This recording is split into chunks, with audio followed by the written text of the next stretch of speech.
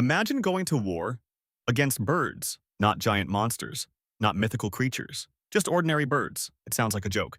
But in the 1932, Australia actually declared war on emus. And somehow, the emus won. This is the unbelievable true story of the Great Emu War. It all started during the Great Depression. Australia was struggling. Thousands of soldiers had recently returned home after fighting in World War I. To help them rebuild their lives, the government gave many veterans farmland in Western Australia. The idea seemed perfect. Grow crops, support families, start over. But there was one problem. The farms were in emu territory. Every year, around 2,000 emus migrated across the region after breeding season. As they searched for food and water, they discovered something amazing. Huge fields full of fresh wheat. To the emus, it was an all-you-can-eat buffet. The birds rushed into the farms by the thousands. They ate crops, destroyed fences, and left huge openings that allowed rabbits to enter and destroy even more farmland. Farmers watched months of hard work disappear. They begged the Australian government for help. At first, the government tried normal solutions. Fences, scare tactics, nothing worked. Eventually, someone came up with an unbelievable idea. What if we sent the army? Believe it or not, they actually did. In November 1932, the Australian military arrived carrying 2 Lewis machine guns. Their mission sounded simple: eliminate the emus. The soldiers expected an easy victory. After all, they had military weapons. The emus were just birds. How hard could it be? Very hard. The first battle went terribly.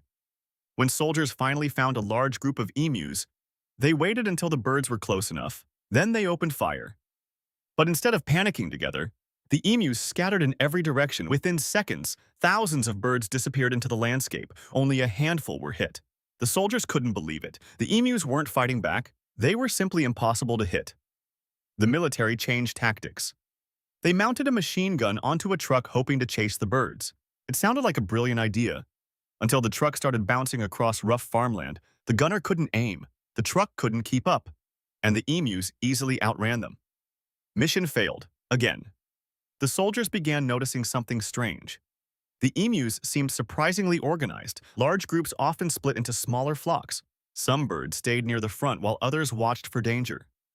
When people approached, the lookout birds would run first. The rest instantly followed. Whether this was true coordination or just natural behavior, the result was the same. The soldiers almost never had a clear shot.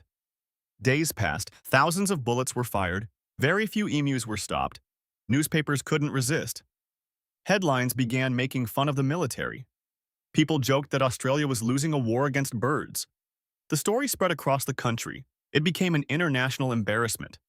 Eventually, the government called the soldiers back. The operation had failed. The emus were still everywhere. In the end, the farmers returned to building stronger fences instead. Those fences turned out to be far more effective than machine guns.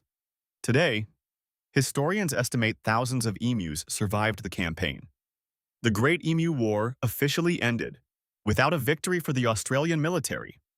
Nearly a century later, people still laugh about it. Not because anyone was seriously hurt, but because it proves something unexpected. Sometimes, nature doesn't care how advanced your technology is. Sometimes, the simplest opponent can be the hardest to defeat. So the next time someone says humans always win, remember the strange true story of 1932, when one of the world's modern armies fought a war against birds and lost. If you enjoyed this story, subscribe for more unbelievable moments from history.